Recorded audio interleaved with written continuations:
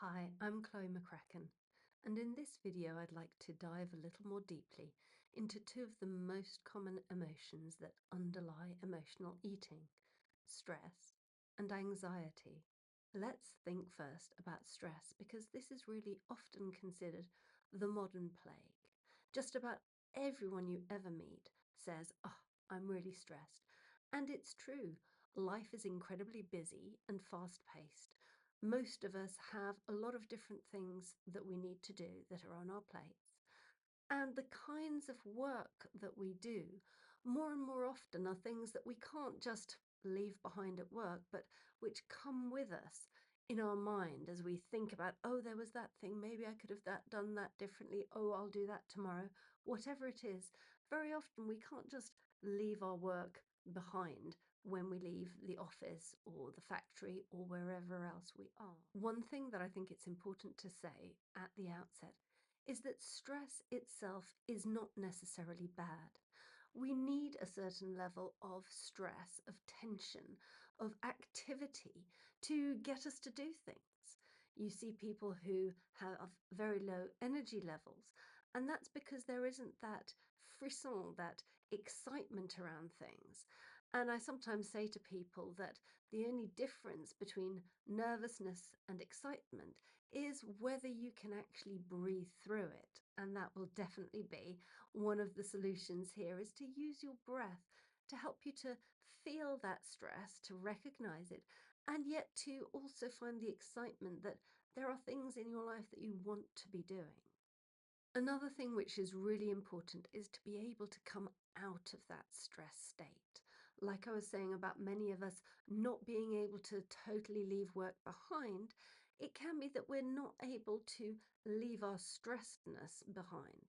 And yet it's really important that the body be able to switch between being activated and being calm, because we need to have both in our lives. And only having the one means that you are exhausted because you're constantly in that state. Whereas if you can move into the rest and digest in small ways throughout the day, and of course in a bigger way at night when you sleep, then that really helps to reset your whole system and to help you to manage the times when you want to be in that activated state.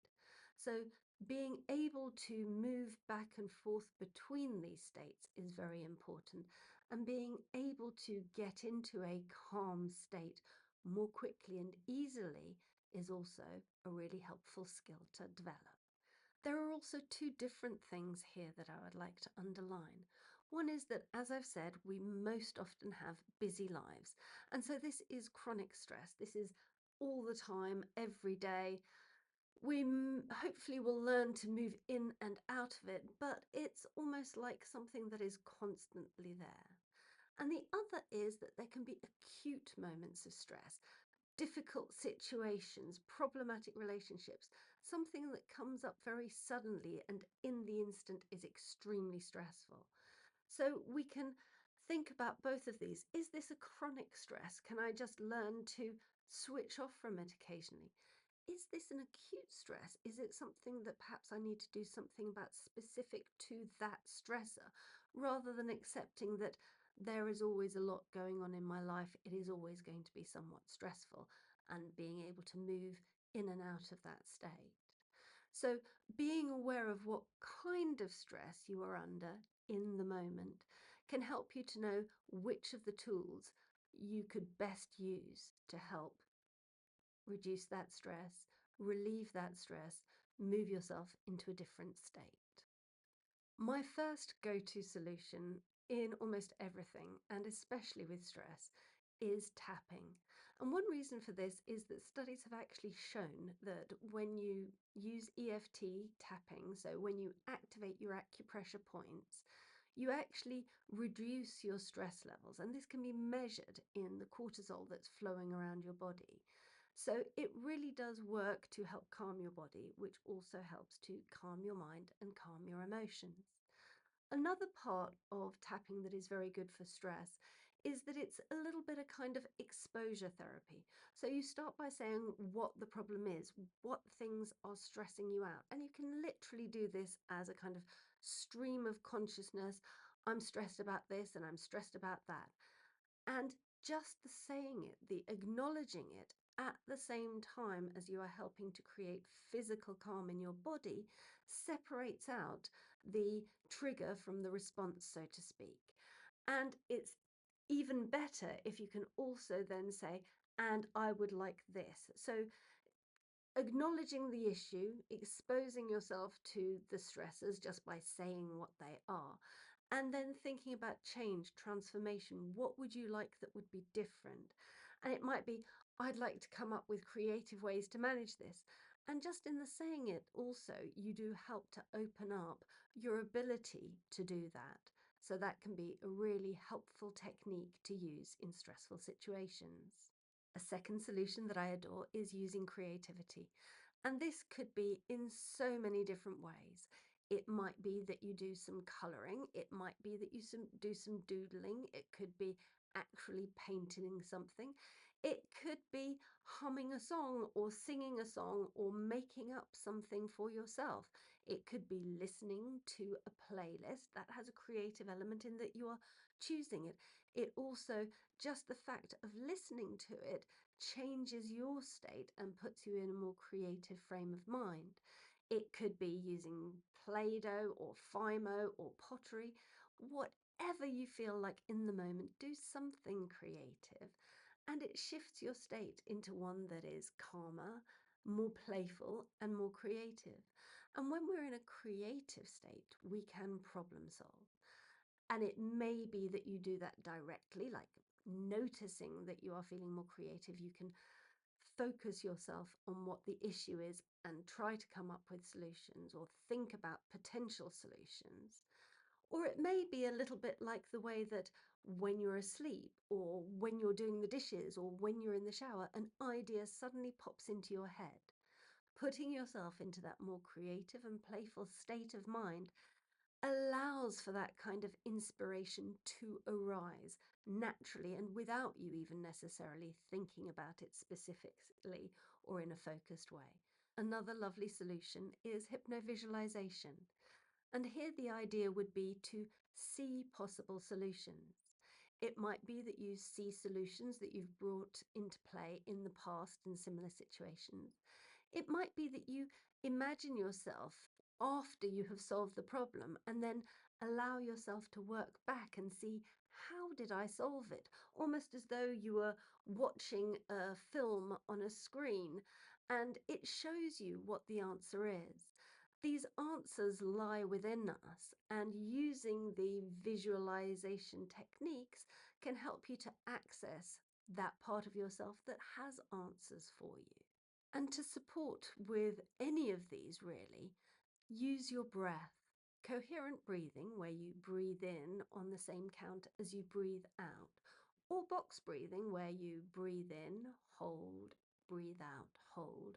All of those 4 different elements on the same count. Both of these are very good breathing techniques to help you balance the parasympathetic and the sympathetic sides of your autonomic nervous system. And so this puts you into a state which is both creative and calm, which is the optimal state in which to deal with any stressful situations and to be more creative, more problem solving, more focused.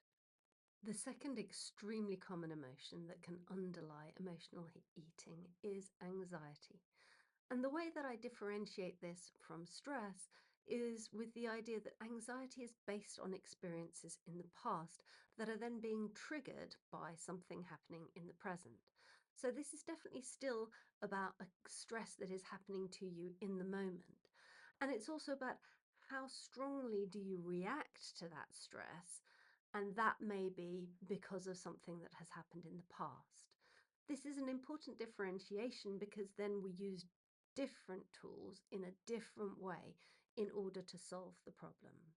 When we have this kind of experience from the past, what happens is that our brain stores this as a sort of traumatic memory, which therefore goes into the amygdala rather than in the memory centers, for example, in the prefrontal cortex. And so when a memory is stored in the amygdala, we tend to be more in a fight or flight, constantly looking out for similar things so that we can avoid them state. And while that may be helpful in a survival situation, it's not helpful in the day to day. So what we want to do is to draw those memories out, change how we respond to them, and then store them back in our memory in a different way so that it's something that we can learn from, that we can recognize, and yet that we won't constantly be triggered by it when anything similar happens now. The first solution, once again, would be to do some tapping with this, to put into words the experience from the past, for example, that you find stressful. And there are quite a few different ways that we can do this. For example, there's a technique called tearless trauma, where you really don't even have to talk about the issue, the problem, the difficult memory in specifics. You can just say, I have this memory, this situation happened, I know that there is something there. And you don't have to go into the detail of it, which makes it a really lovely, gentle way of managing that. And yet, so long as there is enough charge there, so long as you know what it is that you're talking about, even if you give it a different name or say it's this memory in a box or whatever it might be, then you can work to soften it. And as it becomes more manageable, you may be able to draw it out more clearly. And then, as I say, store it in a different way in your mind. Another lovely solution for anxiety is to do havening on the memory. And this is once again where you draw out the memory, you use the havening touch, and then you play some brain games. You take your mind in totally different directions. I find it very helpful, for example, to think about the resources that you have that would help you to deal with that kind of situation, or to simply go somewhere calm and pleasant, or to go somewhere creative. So, for example, singing a song to yourself, or imagining if that problem were an animal or an object, what would it look like and how could you change it? If the memory is an annoying yapping dog, could you throw a stick for the dog so that it runs away and brings it back all excited and happy? And it's really shifted the energy of that. It may sound a little unusual, and yet these playful ways of approaching something at a distance can really still have a strong effect because we've activated the memory, drawn it up into the amygdala, and then we do these things that calm and resource us. And that helps us to then manage the emotion connected with that memory in a very different way. Another way of managing memory is to use hypnovisualization, where you could actually picture the memory and then see other possible outcomes. It's almost like the idea of parallel universes. What could have happened instead?